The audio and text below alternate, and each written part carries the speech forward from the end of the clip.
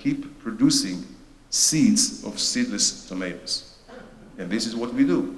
And a pound of seedless tomato seeds cost $100,000. So you see, this is part of Israel's, we live off our intellectual property. So this is part of the net benefit, the net value, added value that we give to the world. So just as we can produce seedless tomatoes, we can produce, and already I saw, apples that have shelf life of 6 months. Just think, an apple that doesn't need refrigeration can sit on the shelf for 6 months. So you save on transportation, without refrigeration and storage. You save energy. So you see that we're going to have a whole new world that will be independent and no famine and no droughts, or even if there are droughts, we'll be able to overcome it. I was just thinking maybe that's the new ad campaign for Israel for the future, is you have millions of tomatoes and bananas and potatoes and things with little stickers on them. Right, it's like... Made in Israel. Right, it's, see, Israel is known for its high tech. So, it's like Intel inside, Right. You have, in every cell phone, you have Israeli technology. By the way, I always challenge the BDS people. If you want to really BDS Israel, stop using cell phones. Don't go to the hospitals and ask for CT or MRI. This is all has Israeli technology in that. Disc on key, a lot of it.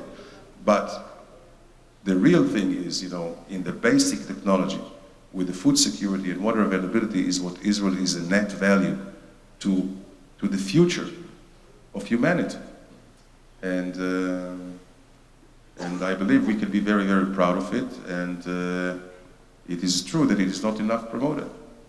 I mean, you almost get a sense that we're approaching a tipping point that we've been hearing so often for so long about Israeli contributions to humanity, right? And at some point, something's going to give, and you hope that the world realizes, well, we better join up. This is, what Israel has as like the secrets to the future. Just take one example, what's happening now in Europe with terrorism. This piece that I'm working on tonight is the idea that instead of condemning Israel, Europe should hire Israel. Because God knows, they can use Israel's help to fight terrorism.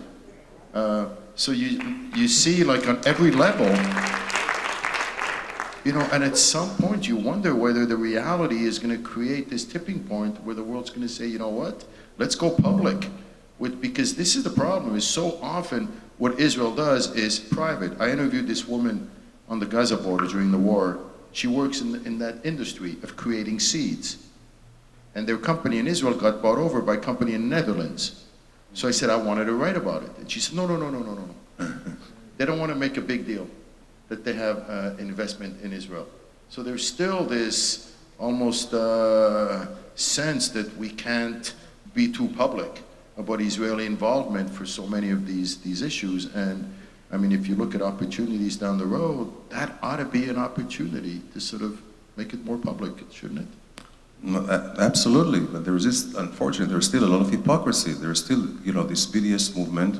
The BDS didn't start today. It started, with the, decades ago. The Arab League, still, they have an office in Damascus, by the way, a boycott on Israel. They were intimidating, they're still intimidating. And I think... what change have you seen from the time you were ambassador to today? Well, what I see here that if 10 years ago we had an Arab world united against Israel, we have an Arab world divided against Israel.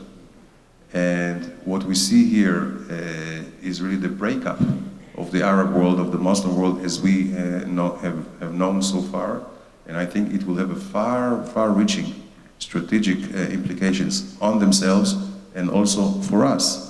And the Middle East is not going to be the same anymore. And I think the only stable place in the Middle East, the only place which is really making progress is Israel. Now tell us, with your sources, how much contact is there at the highest levels? because we know now that there's a serious rapprochement with Egypt and Saudi Arabia and Israel. There's a common interest now of fighting the Iranian nuclear evil.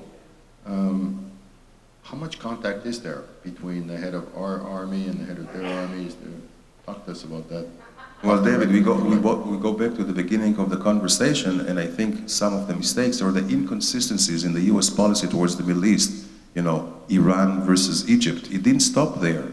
You know, the Saudis, you know, the Iranians are very, they're big agitators. They're promoting terrorism all over. You know, we know about the Hezbollah, they're supporting Hamas, they're supporting the Houthis in Yemen against the government. They're supporting also subversion against the Saudis. You know, they're trying to really rile up the Shia minority in Saudi Arabia against the leadership. Bahrain, the same thing. Right. And again, the U.S. was very upset with Saudi Arabia that helped the Bahrain regime to stop the bloodshed. So all of this, all of the above, you know, the Arab countries, the Arab Sunni countries, what we call the moderate countries, not the radical ones, have been connecting the dots. The dots on Iran, on Egypt, on Saudi Arabia, on Bahrain, on Yemen, and they say, their perception is that the U.S. is just throwing them under the bus. What does it mean? It means that they need to find a substitute for a safety net, for a security safety net, for a strategic support. And who is the candidate here? The national candidate is Israel.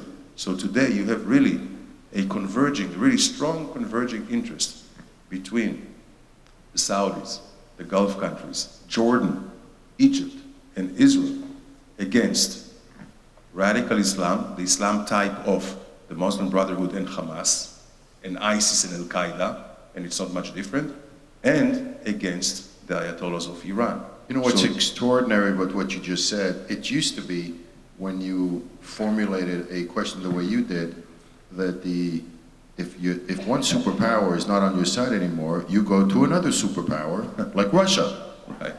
But then Which now, also, Russia is back, you know, Russia is back in the region as well. but it's a sign that Israel is seen as a superpower. Well, certainly a regional power, region. And I think we can be very proud of the achievements, you know, from being a very, very vulnerable country, you know, back 70, 68 years ago, and, you know, the voyage we've done, what we have covered, where we are today, where we can defend ourselves by ourselves, where we are strategically strong, militarily strong, economically, technologically, and I would say also morally. You know, when I see these stories about Egypt, promise you good news. When I see these stories about Egypt fighting Hamas in the desert and the Sinai and just the, you know, blocking the tunnels and so forth, and I get a sense that Sisi and Israel are, like, he probably really feels close to Israel. Sisi does. Absolutely, You know? absolutely. Today, you know, and I'm sure it's not a secret, but the attempts of the Islamic terrorists, if the Islamic terrorists had their way, they would have had Sisi killed like Sadat many, many times over. And the same goes with the King of Jordan. And the same goes of many leaders in the Middle East which are not, you know, promoting radical Islam as they do.